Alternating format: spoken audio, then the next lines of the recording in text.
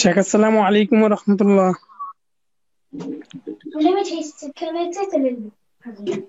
জি, ওয়ালাইকুম আসসালাম রহমতুল্লাহ বরকাত। বলেন। আমি ইউকে থেকে বলছিলাম। মাশাআল্লাহ, বলেন। আমার প্রশ্নটা হচ্ছে যে সুন্নত এবং হাদিসের মধ্যে পার্থক্যটা কি? গতকালকে আমাকে একদিন প্রশ্ন করেছিলেন, আমি বুঝতে পারি নাই। তো, এটার পার্থক্যটা যদি সংক্ষেপে একটু বুঝায় বলতেন তাহলে সুবিধা হতো। জাযাকাল্লাহ। হাদিস কোরআনে কারীমকে হাদিস বলা হয়, আর হাদিস রাসূলুল্লাহ সাল্লাল্লাহু আলাইহি সাল্লামের হাদিসকে হাদিস বলা হয়। পক্ষান্তরে সুন্নত বললে কোরআনে কারীম শামিল হয় না। সুন্নত বললে কোরআনে কারীম শামিল হয় না। তাতে তো সুন্নত বললে তখন রাসূলুল্লাহ সাল্লাল্লাহু আলাইহি সাল্লামের হাদিস শামিল হবে। আর রাসূলুল্লাহ সাল্লাল্লাহু আলাইহি সাল্লামের হাদিস মানে রাসূলুল্লাহ সাল্লাল্লাহু আলাইহি সাল্লাম যা বলেছেন, যা করেছেন এবং যা সাহাবাই কারামরা করেছেন তার অনুমোদন দিয়েছেন বা নীরব থেকেছেন। রাসূলুল্লাহ সাল্লাল্লাহু আলাইহি সাল্লামের কওল, বচন, ফেল, আমল, কর্ম আর অনুমোদন, জি তাকরীর, এই এছাড়া রাসূলুল্লাহ সাল্লাল্লাহু আলাইহি সাল্লামের গুণাবলী, সিরাত, সুরাত, সেগুলিও হাদিস বা সুন্নাহর অন্তর্ভুক্ত। জি হ্যালো, আসসালামু আলাইকুম শেখ, শুনতে পাচ্ছেন আমাকে? জি জি জি, ওয়ালাইকুম আসসালাম ওয়া রাহমাতুল্লাহি ওয়া বারাকাতুহু। বলেন। আমি আমি নিউ ইয়র্ক থেকে বলছি শেখ। আমার নামটা কি? প্রশ্ন হলো নামটা কি? আবুল খায়ের। আবুল খায়ের, আচ্ছা আচ্ছা, বলেন।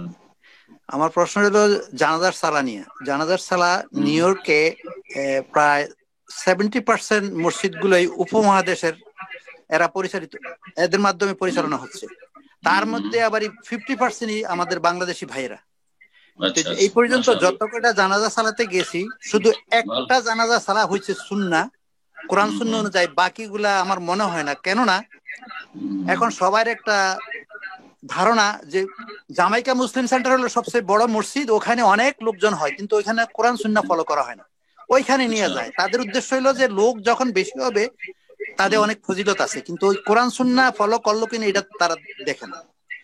তো ওখানে গেছি, আর একটা জানাজা সালাতে গেছি, আর ইমাম সাহেব করলেন কি, এক নাম করা মুফতি, সবাই বাংলাদেশের এক ডাকে এক নামে ওনারে চিনবেন, আমি নাম উল্লেখ করতে চাই না। মাশাআল্লাহ, মেলাবেশ পড়ছে, 14 হাত লম্বা পাগড়ি পড়ছে, ভালো কথা। কিন্তু উনি নামাজের কিছু বলে দিল যে প্রথম সানা পড়বেন আপনারা, তারপরে দুরুদ ইব্রাহিম, তারপরে মায়াতের জন্য দোয়া। যাই হোক, সালাত শেষে আমি ওনার সালাত হওয়ার পরে ওনাকে আমি জিজ্ঞেস করলাম যে হুজুর, আপনি যে সূরা ফাতিহার কথা বলেন নাই, তারপরে সানা পড়তে বলছেন, তাই উনি আমারে উত্তর দিলেন যে সূরা ফাতিহা পড়লেও কোনো অসুবিধা নাই, না পড়লেও কোনো অসুবিধা নেই।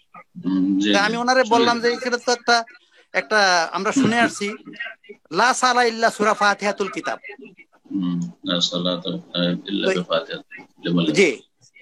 আর পরে যখন নাকি তারা কবরস্থানে যায়, দাফন করার পরে গোল হয়ে ওখানে হাত তুলে দোয়া করে, সম্মিলিত মোনাজাত। জি, এইটা একটু পরিষ্কার করে বলবেন আমাদেরকে ইনশাআল্লাহ। প্রথম কথা যে জানাজার সালাত সম্পর্কে বলেছেন যে আপনাদের নিউ ইয়র্কে অধিকাংশ মসজিদগুলিতে আপনার মানে সুন্নতের খেলাফ জানাজার সালাত হয়।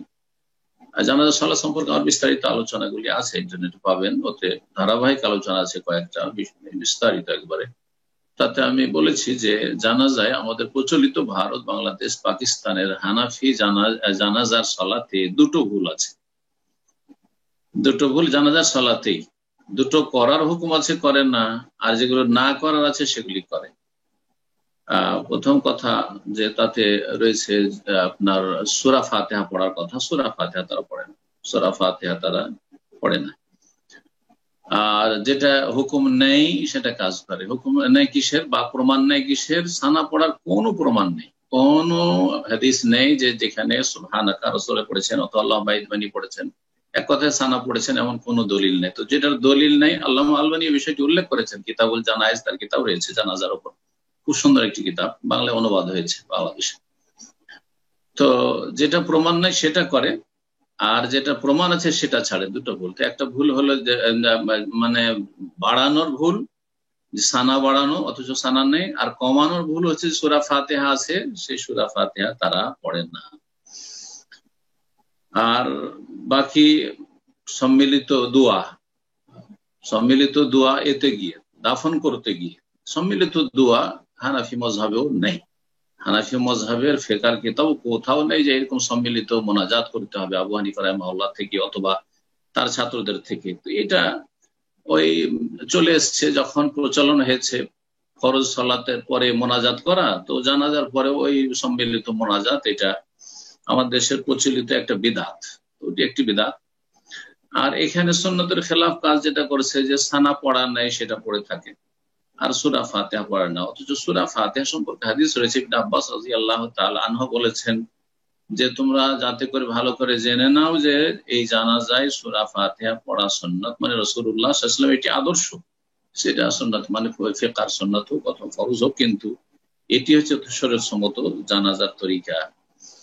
তো আপনি যথাসাধ্য জানাজায়, আপনাকে তো বাধ্য করছে না, ভুল শিখাচ্ছে যে আলেমরা ভুল শিখাচ্ছে তারা গুনার ভাগ নেবে, আর যারা অজ্ঞতার সাথে জানাজা পড়তে যাচ্ছে তারা গুনাহগার হবে। আর বাকি আলহামদুলিল্লাহ আপনার দিন সম্পর্কে নলেজ আছে, সুতরাং ইমামের পিছনে সে কি পাঠ পড়াইলো না পড়াইলো, হুজুর যেহেতু তার দিনের জ্ঞান নেই এবং অন্ধ মযহাবের গোড়ামি রয়েছে, আর হানাফি মযহাবে সূরা ফাতিহা পড়ার কথা বলা হয়নি আর সানা বাড়ানো হয়েছে, এটা হানাফি মযহাব, যার ফলে তারা মযহাবের অন্ধ অনুসারী, যার ফলে ওইভাবে শিক্ষা দিয়ে থাকে। আপনি ওইরকমটা করবেন না, আপনি সহিহ সুন্নাহ মোতাবেক জানাজার সালাত পড়বেন। এটা প্রত্যেক মুসলিমের জন্য জানা ফরজ। যখন একটি ইবাদত করবে তার আগে সেই সম্পর্কে ইলম হাসিল করবে, জ্ঞান অর্জন করবে। তালাবুল ইলম ফরিজাতুন আলা কুল্লি মুসলিম। তো আশা করি বিষয়টি বুঝতে পেরেছেন। আর দাফন করতে গিয়ে যখন ওখানে দেখবেন সম্মিলিত মোনাজাত করছে, তখন আপনি সম্মিলিত মোনাজাত আমিন আমিন করবেন না।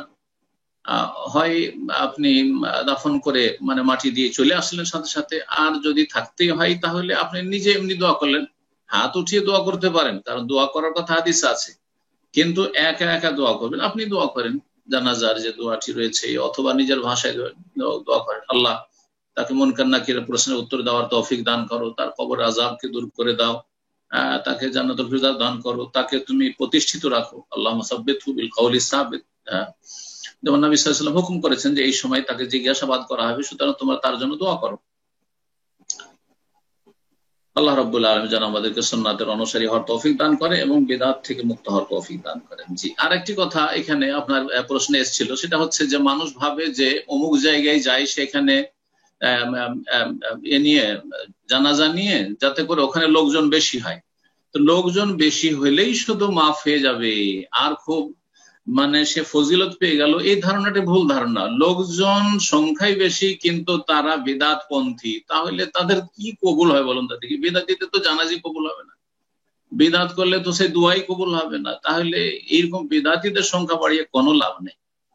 অল্প সংখ্যায় ওই 40টা লোক যদি থাকে আর সহিহ সুন্নাহর অনুসারী থাকে, এটা হাজার হাজার বিদআতিদের জানাজায় শরীক হওয়ার চাইতে অনেক ভালো। আল্লাহ যেন বুঝার তৌফিক দান করেন। জি।